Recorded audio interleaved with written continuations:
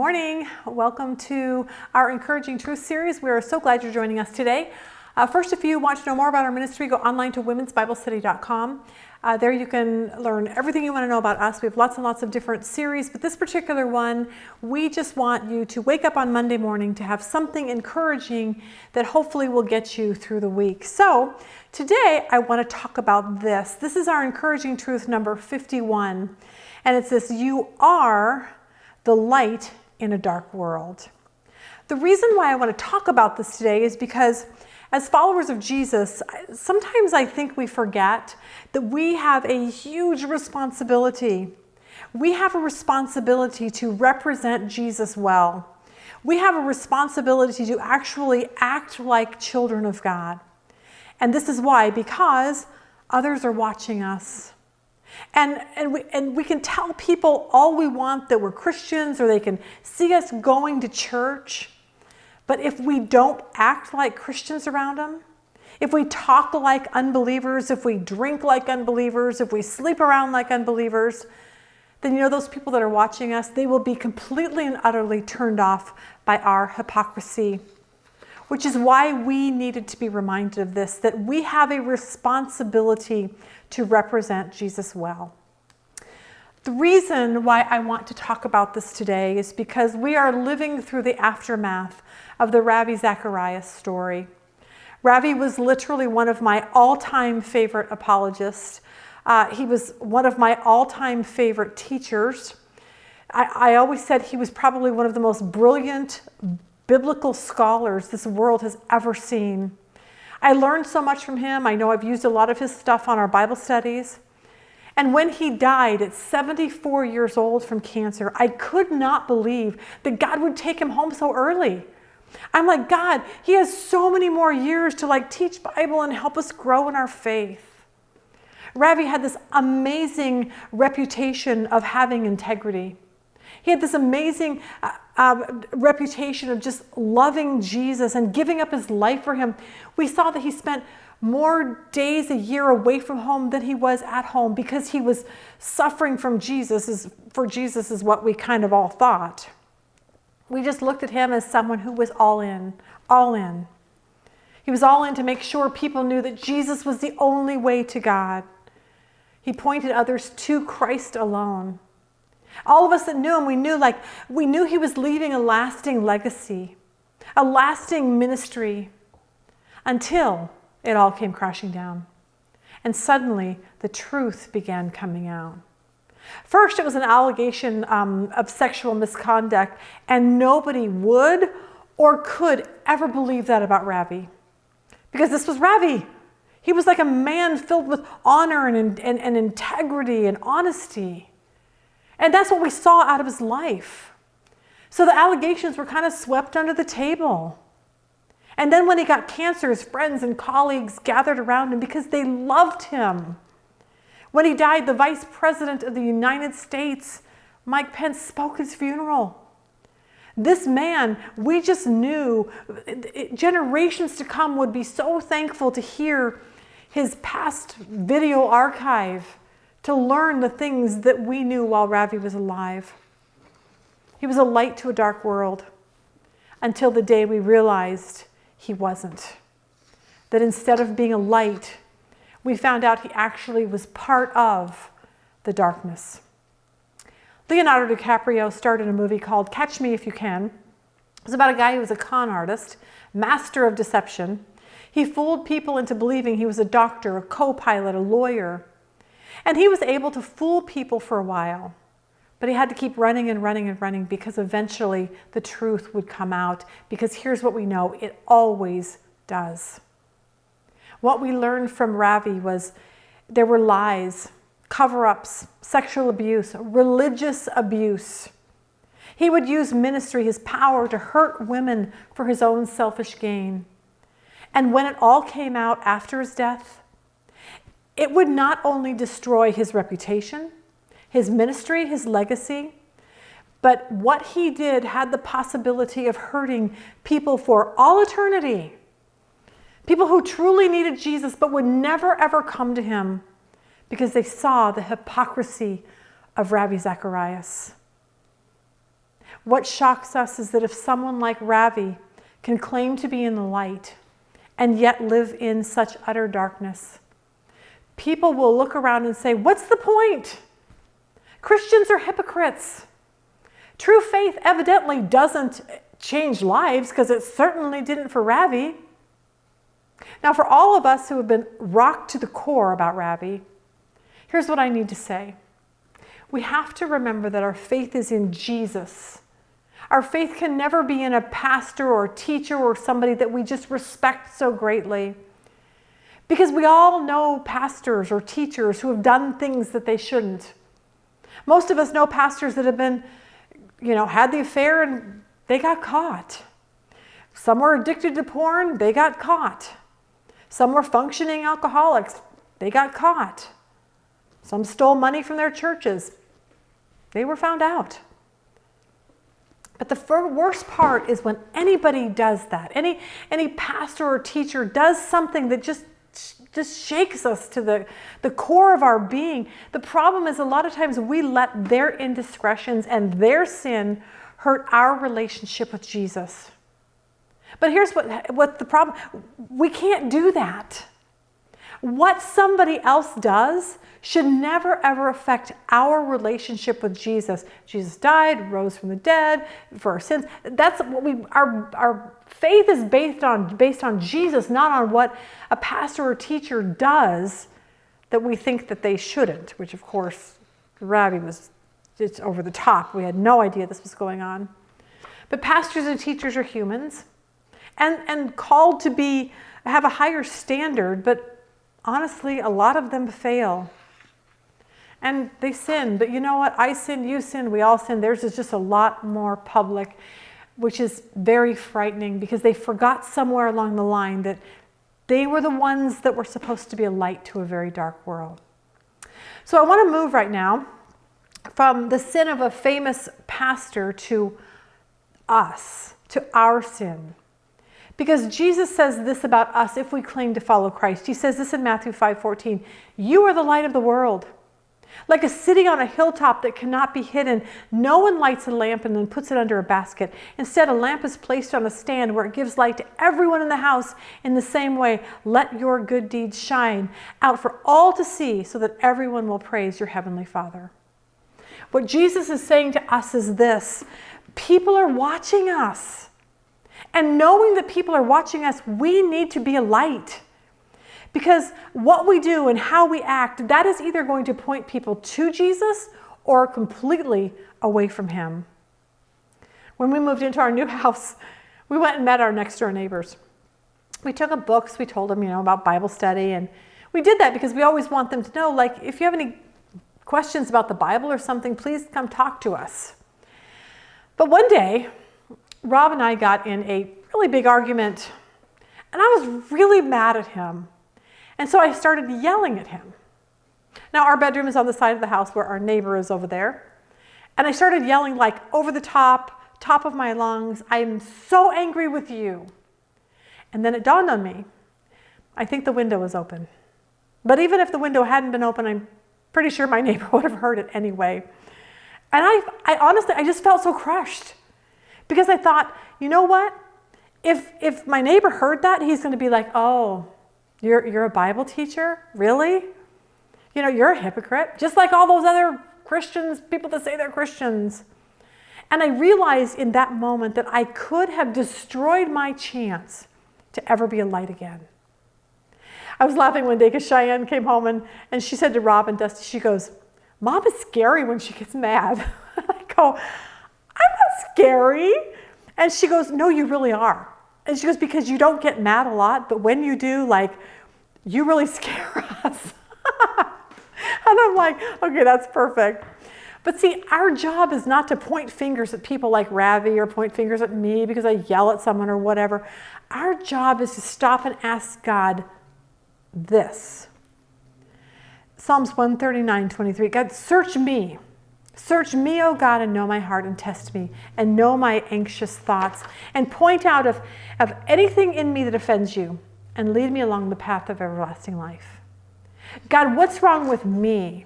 See, here's what we know. God is going to deal with Ravi Zacharias. How he deals with him, I don't know, but it's terrifying to think of.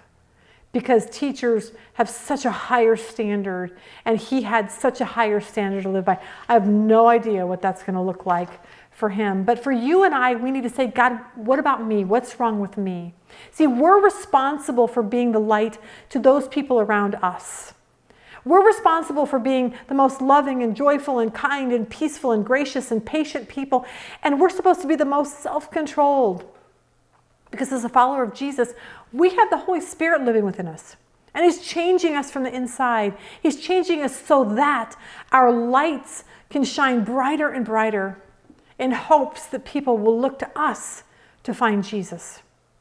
So today is just a reminder that, and I want to show you why this is so important. And the reason why is because where someone goes after they die is at stake. We are supposed to be the light to others so that they can see the truth about Jesus, so they can know the one true God, that there's only one way, and that's through Jesus alone. But if we aren't being the light and we're not representing Jesus well, then the people around us will have no idea where to turn when they have a question like, where will I go when I die? Here's a couple examples in Genesis of Abraham not being a light. We first see in Genesis where God calls Abraham to this new land. Abraham's setting up altars. He wants people to know his God, the one true God. So God tells Abraham to move from his hometown of Ur, which is in modern-day Iraq, and move all the way to Israel. So he does that. But once he gets there, there's this famine in the land. And so he doesn't know what to do. So he takes his family to Egypt because they have food in Egypt. But in Egypt, they believe Pharaoh is a god. And so here is Abraham, a follower of the one true God. This is his one time to go to Egypt and start pointing others to his God. It's a great opportunity for him. But look what he does instead. Genesis 12, verse 10. There was a famine in the land, and Abram went down to Egypt to dwell there, for the famine was severe. It came to pass when he was close to entering Egypt, that he said to Sarah his wife, "Indeed, I know that you're a woman of beautiful countenance. Therefore it will happen, when the Egyptians see you, that they'll say, 'This is his wife,' and then they're going to kill me, and they'll let you live. So here's the plan. Please just say you're my sister, that it may be well with me for your sake, and that I may live because of you." Now, in fairness to Abraham, Sarah was his sort of sister. It was his stepsister. Sounds like they had the same dad, but not the same mom. But this sounds weird to us, but back then, like, it was the beginning. People were marrying people, populating the world. There was no law, so to them, that just made sense. But it was a half-truth. And Abraham said it because he did not trust his God to take care of him. Verse 14, so it was when Abram came into Egypt that the Egyptians saw the woman, and she was very beautiful. The princes of Pharaoh also saw her and commended her to Pharaoh, and the woman was taken to Pharaoh's house. He treated Abram well for her sake. He had sheep, oxen, male donkeys, male and female slaves, female donkeys, and camels. Imagine Abraham. He's going, look at all this wealth I'm receiving for my half-truth about Sarah being my sister. But the problem is that she was putting Sarah in jeopardy because Pharaoh wanted him in his harem. I don't know why Abraham didn't think that through. But look at this, verse 17. But the Lord plagued Pharaoh and his house with great plagues because of Sarah, Abram's wife. Pharaoh called Abram and said, "What is this that you have done to me? Why did you not tell me that she was your wife? Like, why did you say she's my sister? I might have taken her as my wife. Now, therefore, here is your wife. Take her and go your way." So Pharaoh commanded his men concerning him, and they sent him away with his wife and all that he had. See, I bet Pharaoh had heard about Abraham. Here comes the new guy, wealthy guy, sets up altars, believes in this God. Maybe, just maybe, Abraham will tell me about his God, Pharaoh could be thinking. But what do you think Pharaoh thought about Abraham or his God by the time Pharaoh sent him away? See, how Abraham acted destroyed any opportunity for him to be able to tell Pharaoh about his God. We see it again years later. They're living in Israel, which at this time was the land of Canaan. Wicked people all around him. the problem with the Canaanites is their God was like Baal, was like a fertility god. So for Abram, he's supposed to be a light to all the Canaanite people around him. He's the one showing integrity and truth so that the Canaanites would turn and find the one true God. But look what happens, Genesis 20. And Abraham journeyed from there south and dwelt between Kadesh and Shur and stayed in Gerar. Now Abraham said of Sarah, his wife, she's my sister. And Abimelech, king of Gerar, sent and took Sarah. You're like, wait a minute, didn't Abraham learn this lesson in Egypt? But apparently not. But God came to Abimelech in a dream by night.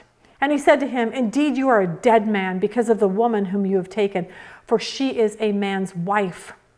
But Abimelech had not come near her, and he said, whoa, whoa, whoa, Lord, will you slay a righteous nation also?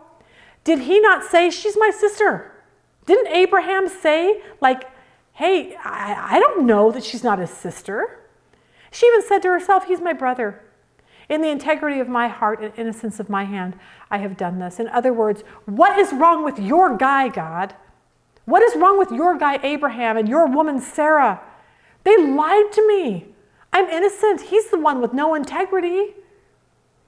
Verse 9, and Abimelech called Abraham and said to him, what have you done to us? How have I offended you that you have brought on me and on my kingdom a great sin? You have done deeds to me that ought not be done. Abimelech says to Abraham, what is wrong with you, man? Like, you just did this to us. Then Abimelech said to Abraham, what did you have in view that you have done this thing? And Abraham said, because I thought surely the fear of God is not in this place and they will kill me on the account of my wife. Do you think Abimelech or any of his people that saw this, are they ever going to want to know God? If Abraham's servants are out in the field and they go to the other Abimelech servants and say, hey, let me tell you about my God. You know what they're going to say? They're going to be like, no thanks. I already met one of you. Abraham, Sarah, totally not impressed. I don't want to be one of you. I don't want to be one of them. See, what people see in us really does matter because we represent Jesus. When Richard Foster was a teenager, he spent a summer among the Eskimos in Alaska. He went up there to build the first high school above the Arctic Circle. It was hard, backbreaking work, and one day Richard was trying to dig a trench for a sewer line. It was a tough task, frozen tundra. But an Eskimo man watching him simply said this to Richard. He said, you are digging a ditch for the glory of God. He said those words transformed that moment for Richard. Maybe nobody else would ever know or care about how Richard dug a ditch, but the Eskimo was watching and he saw that his life was all about God. No matter what we do in life, we have to know this. People are watching. They watch how you react at the soccer game. They watch what you do in your neighborhood. They hear when you're yelling at your husband from the window. Today's lesson is just a reminder that Jesus says it's our job to be a light to those around us. Our job is to represent him. Stephen Chapman explained, most people won't come right out and say it, but you better believe it, that this is what they're thinking. They're not interested in committing their lives to Christ unless they observe attractive and consistent patterns of living as in the Christians they know. Joe Aldridge puts it like this, Christians have to be the good news as well as share the good news. If we aren't being the good news, our sharing won't matter. Never forget this. We are ambassadors. 2 Corinthians 5:20 says this, we are therefore Christ's ambassadors as though God were making his appeal through us. God's saying, you are my ambassador. I'm speaking through you to get to others. An ambassador is someone who represents their homeland in a foreign country they are living in. They represent their homeland. If you are an American living as an ambassador in Israel, you represent America. And you need to be the best American in that foreign country because you're representing us. Because how we act represents our country. Paul's thinking behind saying this is this, that our homeland is Jesus. We're here on this earth, we represent him to tell people this message, Just like Paul says, we implore you on Christ's behalf, be reconciled to God. Our job is to say, please be reconciled to God through Jesus. That's what we do as an ambassador. So today I want to encourage you, I want to encourage me to remember that as we go about our day, as we come in contact with family and friends, that how we act and what we do really does matter. The reason why is encouraging truth 51. You are the light in a dark world. You and I are the ones that have answers for people for all eternity. But people will never ask us if we do not live out our faith. So hopefully this week, that's a great reminder. Go and be a light to the people around you. Have a really good week.